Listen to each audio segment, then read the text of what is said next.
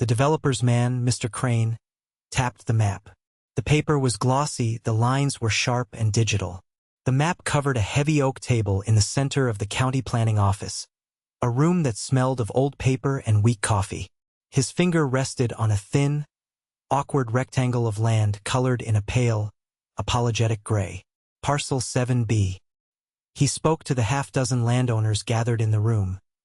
His voice smooth with the kind of confidence that comes from never having been proven wrong in a room like this. He smiled. It was a habit, the smile appearing before he listened. He said, "We've planned our access road to minimize disruption. It will run along the southern edge of the development, using this unclaimed strip. Parcel 7B is, for all intents and purposes, abandoned. Functionally, it has been for 22 years. We've filed for a prescriptive easement. The legal work is a formality." He looked around the room, meeting the eyes of the other property owners, people who stood to make a fair amount of money from the new luxury homes that would soon overlook their modest farms. They nodded. They understood formalities. From the back of the room, near the door, a woman's voice. It was not loud. It was not angry. It was as plain and solid as the floorboards. "No, you haven't." Crane's smile didn't falter. He searched for the source of the voice. He saw her then. An older woman, seated alone on a folding chair. Alara Vance. She wore a clean but faded work shirt and simple trousers. Her hands, weathered and calm, rested on a worn leather satchel in her lap. She looked like someone's grandmother, not an obstacle. He adjusted the knot of his tie. "Ma'am, the filings are a matter of public record. Our attorneys are quite thorough." He spoke with the patient tone one uses for a child who has misunderstood a simple rule. He did not ask her name. He did not need to. To him, she was a detail, not a person. He had dealt with details before. They were always smoothed over, paid off, or eventually worn down. He gestured toward the front of the room, where the county planning official sat behind a smaller desk, a man whose silence seemed to be his primary job requirement. "The paperwork is all in order. We can proceed." The room was small, lit by two long fluorescent bulbs that hummed a low, constant note. The other landowners were a silent chorus. A man in a seed corn cap who owned the acreage to the east. A young couple who had recently inherited the farm to the north. They all looked at Alara, then quickly away, back to the glossy map that promised them a brighter future. They wanted the development. They wanted the increased property values, the pavement on the old gravel road, the easy money that came from selling a few acres of hayfield to men like Crane. Alara Vance was a complication they hadn't expected. She was a neighbor, but she was also now a problem. Crane unbuttoned his suit jacket, a small signal that he was shifting from presentation to management. He walked from the table toward her. "Ma'am, perhaps there's some confusion. Parcel 7B has had no registered activity, no cultivation, no construction, for over 2 decades. The taxes are paid, yes, our research shows that. A negligible amount. But payment of taxes alone does not constitute use. The law is very clear on this point. Our firm has established a clear pattern of open and notorious use for the purposes of surveying and planning. That is the threshold." Alara watched him approach. She did not seem intimidated. She seemed to be listening with a kind of detached curiosity, as if he were explaining a weather pattern. Her stillness was unnerving. The other landowners shifted in their chairs. The man in the cap took his phone out, looked at the blank screen, and put it back in his pocket. Crane stopped a few feet from her. He softened his voice. "We are, of course, prepared to be good neighbors. We would be willing to make a formal offer to purchase the parcel outright to avoid any legal unpleasantness. $8,000. He said the number as if it were a gift. A generous solution to a problem she didn't even know she had. For a strip of land everyone in the county called the useless strip. A patch of rocky clay soil, too narrow to build on, too poor to farm. $8,000 for nothing. Collective breath was held. It was more money than anyone had seen for useless land. Alara Vance looked not at him, but at the scuffed toes of her work boots. Then she looked back up. Her eyes were clear. She said, "The land is not for sale."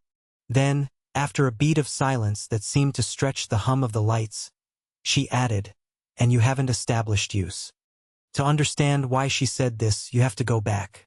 Not weeks or months, 22 years, to a dusty afternoon at a county tax auction held on the courthouse steps. Alara and her husband, Thomas, stood at the back of the small crowd. Thomas Vance was a quiet man. He built fences for a living. Not the cheap wire fences that sagged after a winter, but proper wooden fences with posts sunk deep and rails cut clean. He understood lines. He understood boundaries. And he understood things that other people overlooked. The auctioneer was running through a list of forgotten properties, parcels seized for unpaid taxes. Most were small, oddly shaped, worthless. He arrived at Parcel 7B, the useless strip, a half-mile long, but only 12 feet wide. A remnant from an old railroad survey from the 1890s. The auctioneer didn't even have much to say about it. He opened the bidding at $50. The crowd was silent. A few people chuckled. "What are you going to do with that? Grow a row of weeds?" Thomas raised his hand. $50. The auctioneer looked surprised. He scanned the crowd. Going once. Going twice. He slammed his gavel down. "Sold. To Thomas Vance. For $50 and back taxes." The total came to $117. Later that day, their neighbors had laughed. "You bought the useless strip, Tom? What for?" Thomas just smiled his slow smile. He took Alara out to the parcel that evening. They walked its length. It was covered in stones and scrub brush. He unrolled an old, brittle survey map he'd spent a week digging up from the county archives. A survey from 1928. He pointed to a faint, handwritten note in the margin next to the strip. "Boundary subject to revision by agricultural use." He looked at Alara. "Most people think a fence is a line," he said. "But it's not. A fence is just an argument. The real line is the one everyone agrees to honor. This piece of paper says we can make a line here they'll have to honor forever." They spent the next 2 weekends clearing the stones by hand, piling them up along the edge. It was backbreaking work. They didn't talk much while they did it. They just worked, side by side. He was a man who believed that labor was a form of communication. By the time they were done, it was just a clean strip of poor clay soil. It looked even more useless than before. Thomas passed away 12 years after they bought the strip. A sudden sickness that took him in a single season.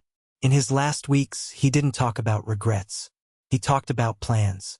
He talked about the fence he was meant to build for the Miller family. He talked about the roof on their own small house. And he talked about the useless strip.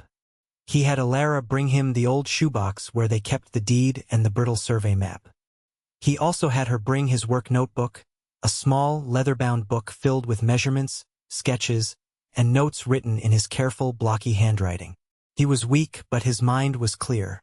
"Some things are planted for the next man," he told her, his voice a dry whisper. He tapped the notebook. "Or the next woman. You keep paying the taxes on that strip, Alara. $47 a year. Don't ever miss it. It's not about the land. It's about the line. A line has to be held. If you don't hold it, it moves. People will always try to move a line if no one is watching." She promised she would. It became a quiet ritual. Every autumn, she would walk down to the county office and pay the $47 in cash. The clerk, a young woman who was new to the job, would always look at the bill with a puzzled expression. "Parcel 7B. What is this little thing?" Alara would just smile. "It's just a piece of land." For 22 years, the land sat. The scrub grass grew back, but it was thinner now. From a distance, it looked like what everyone assumed it was. A forgotten, worthless sliver of the county. Place for snakes and rabbits. A line on a map that had ceased to have any meaning in the real world. But Alara never forgot. She had the deed. She had the old map. And she had her husband's notebook. She had the memory of his words. A line has to be held. She wasn't holding it for money. She wasn't holding it out of spite. She was holding it because it was a promise. It was the last piece of work she and Thomas had done together. A quiet, invisible fence built not of wood or wire, but of patience and paper. It was a straight thing in a world that was always trying to become crooked. Back in the planning office, the air was thick with tension. Crane's professional smile had been replaced by a tight, thin line. He was no longer managing a detail. He was facing an opponent. He adjusted his approach. He said, "You claim our use wasn't established. Our surveyors were on that property twice in the last 6 months. That is open and notorious use." He looked to the county official, Mr. Davies, for confirmation, but Davies remained impassive, his gaze fixed on a spot on the wall behind Alara's head. Alara did not raise her voice. She did not argue. She reached into her satchel and took out a small, leather-bound notebook. It was Thomas's old workbook. She opened it to a page near the back. The pages were filled with his handwriting, but the last 2 entries were in hers. Her script was neater, more precise. She placed the open notebook on the small table beside her chair. It was too far for Crane to read, but the simple, physical act of presenting it changed the feel of the room. It was evidence.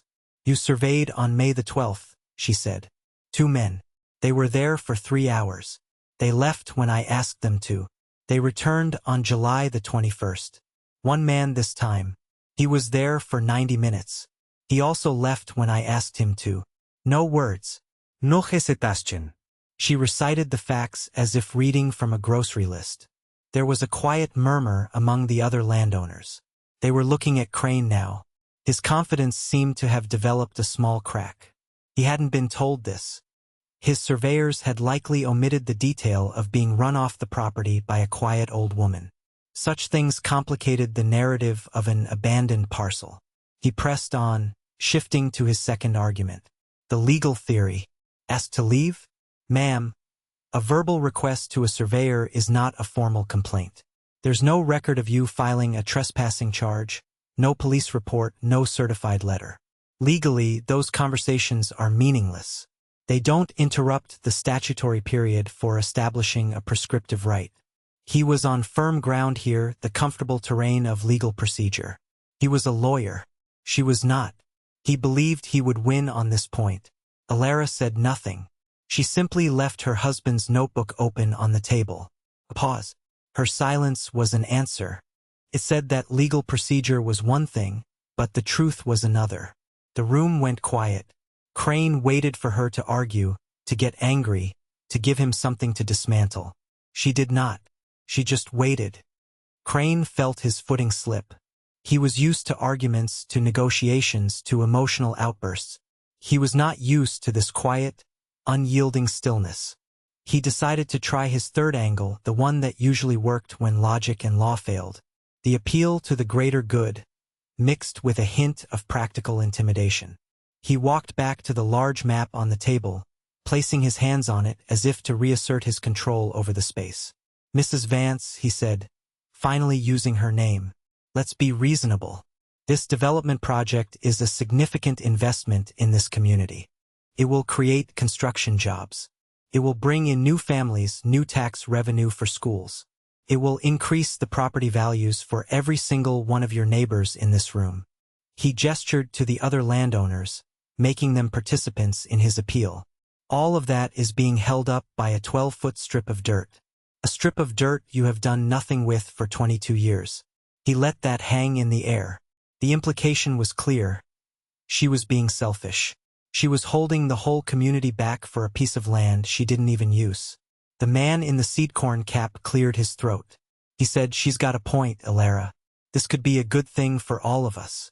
The young couple nodded in agreement. The pressure in the room was now squarely on her. It was her against everyone else's prosperity. Alara looked at her neighbors. Her expression wasn't one of anger or betrayal. It was one of quiet disappointment. Then she turned her gaze back to Crane. She spoke, her voice still infuriatingly calm. "You mentioned you were willing to make an offer. $8,000. "Yes," Crane said, relieved to be back on the familiar ground of money. "A very generous offer." Alara shook her head. Not a nod of refusal, but a slow, deliberate motion of correction. "You said you were prepared to be good neighbors. A good neighbor doesn't try to take what isn't his. A good neighbor asks. You didn't ask. You assumed." You assumed the land was worthless. You assumed it was abandoned. You assumed I didn't matter. She paused, letting her words settle. Then she delivered the final, simple sentence. The land is not worthless, and it is not abandoned. Crane's frustration was now visible. A slight flush rose on his neck. He was done with appeals. Fine. We'll see you in court. It will be a lengthy and expensive process. Our firm has considerable resources. Do you? The threat was unveiled now. He was promising to crush her with legal fees, to bleed her dry over a piece of land he had just called worthless. Until that moment, the county planning official, a man named Arthur Davies, had been a piece of the room's furniture. He was older, with thinning gray hair and thick glasses that made his eyes seem larger. He had presided over these meetings for 30 years. He had seen countless arguments, threats, and backroom deals. He rarely spoke.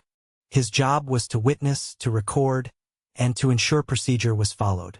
Crane, in his frustration, turned to him. Mr. Davies, can you please confirm for the room the official status of Parcel 7B? Is it zoned for any specific use? Is there any activity on record?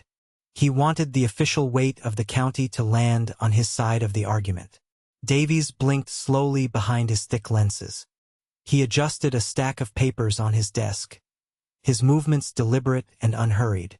He pulled a thin manila folder toward him. The label on it read Vance T. Parcel 7B. He opened it.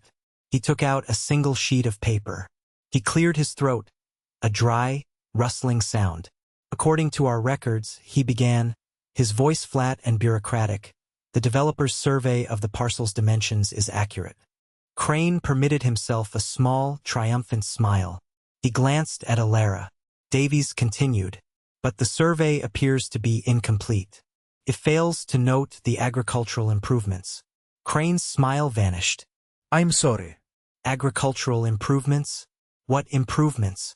It's a strip of weeds and rocks. Davies put on a different pair of glasses, a set of half-moon readers that sat perched on the end of his nose. He read from the paper in his hand. A lien for agricultural improvement and investment was filed with this office 3 years ago by Mrs. Alara Vance. The lien covers the cost of 50 saplings, soil amendments, and labor, totaling $1,200. He looked up over his glasses, first at Crane, then at Alara. The parcel is registered as a commercial tree farm.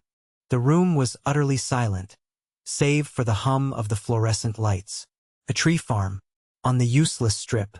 The idea was so absurd it took a moment to register. Crane stared at Davies, then at Alara. He was an attorney who prided himself on thoroughness, on knowing every detail before he walked into a room. But he had missed this. His team had missed this, because they had started with an assumption. The land was worthless, and what everyone assumes is what no one verifies. Alara saw the confusion on Crane's face, and on the faces of her neighbors. She reached into her leather satchel one last time. She pulled out a cardboard tube, the kind used for mailing blueprints. She untied the string at one end and carefully slid out a rolled-up document. She stood and walked to the large oak table. With a quiet authority that seemed to fill the room, she unrolled her own map on top of the developer's glossy print. It was a proper survey commissioned by her 6 months earlier. It was stamped and signed by a licensed county surveyor. Running down the center of the narrow parcel, in a perfectly straight line, was a series of small, neat circles. 50 of them, each one marked with the letter T. She then placed a piece of paper next to the map. It was a receipt from a nursery, dated 3 years and 1 month ago, for 50 black walnut saplings. Finally, she laid down a copy of the lien Mr. Davies had just mentioned. Crane stepped forward to look. He saw the surveyor's seal. He saw the date on the receipt. He saw the official stamp on the lien. The pieces clicked into place, forming a picture he did not want to see. Under State Agricultural Code 417, Alara said, her voice steady and clear, any parcel of land under active cultivation for a commercial crop cannot be deemed abandoned or fall subject to a prescriptive easement claim. The trees are a commercial crop. Crane finally found his voice, though it was strained. Trees? Those little sticks out there? Our surveyors thought they were scrub brush. They are black walnut trees, Alara answered. They take time to grow. Crane saw his case, his entire strategy dissolving in front of him. But he was a lawyer. He fought until the end. This is a sham. A technicality. You planted a few trees to block a multimillion-dollar project. A judge will see right through it. Alara didn't flinch. He is free to make that argument in court. Crane, cornered, tried one last desperate maneuver. A negotiation. Fine. You've made your point. What do you want? We'll buy the land. We'll pay for your trees. Name your price. He thought he could still solve this with money. He thought that was what it was always about. Alara shook her head.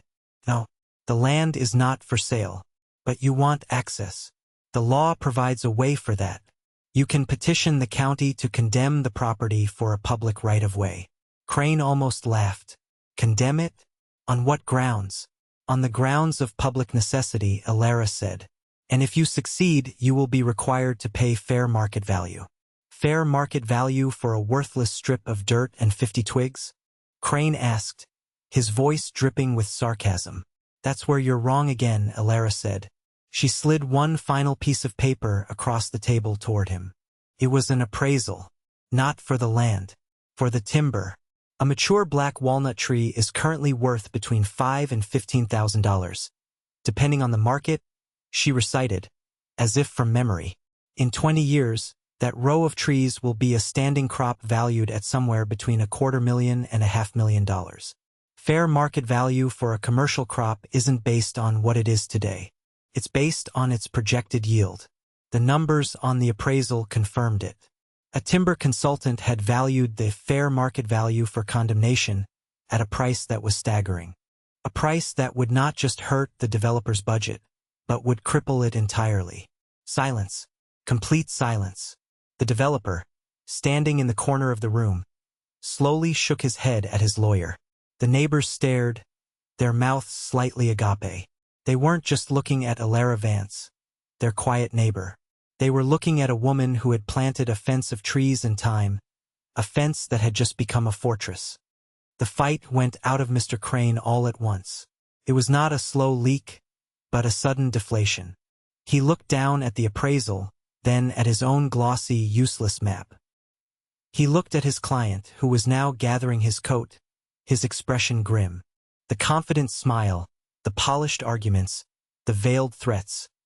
All of it was gone, replaced by the flat, empty look of defeat. He had walked into the room with all the power. The money, the law, the assumptions of an entire community were on his side. He had underestimated his opponent. He had mistaken quiet for weakness. He had mistaken patience for neglect. He didn't say another word. No apology. No final offer. No villain's monologue. He simply began to gather his papers from the heavy oak table. His movements stiff and precise. He folded his map. He slid his presentation into a leather briefcase. He buttoned his suit jacket. It was a small, final gesture of composure, a man trying to put his professional armor back on after it had been thoroughly pierced. The other landowners watched him, their own dreams of easy money evaporating in the stale, quiet air. They looked over at Alara. They saw her not as the obstacle who had cost them a windfall, but as something else entirely. They saw a woman who knew the full measure of her own ground. They saw a quiet strength they had never noticed, a depth they had never bothered to look for. Alara, for her part, showed no sign of triumph. There was no gloating smile, no triumphant glance at her vanquished opponent. That was not the point. It had never been the point. She calmly, carefully rolled up her own survey map, the one with the 50 small circles drawn in a perfectly straight line. She tied the string around the cardboard tube.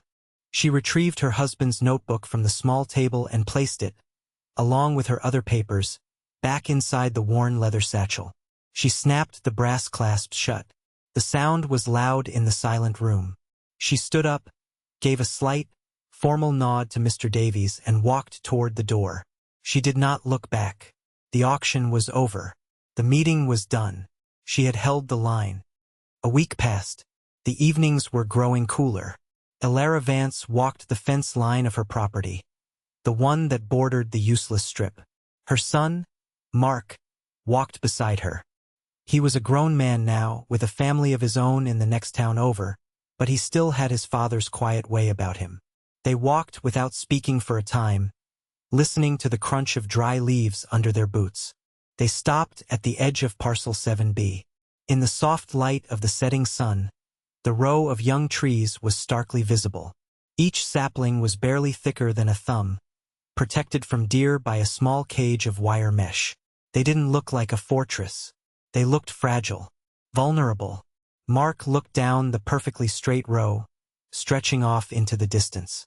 He finally spoke. Dad would have liked this. He would have said you did it right. Elara reached out and touched the smooth, thin bark of the nearest sapling. She could feel the faint pulse of life within it. It was a small thing, but it was alive and it was growing. It was doing the slow, patient work it was meant to do. He didn't plant them for the money, she said, her voice soft.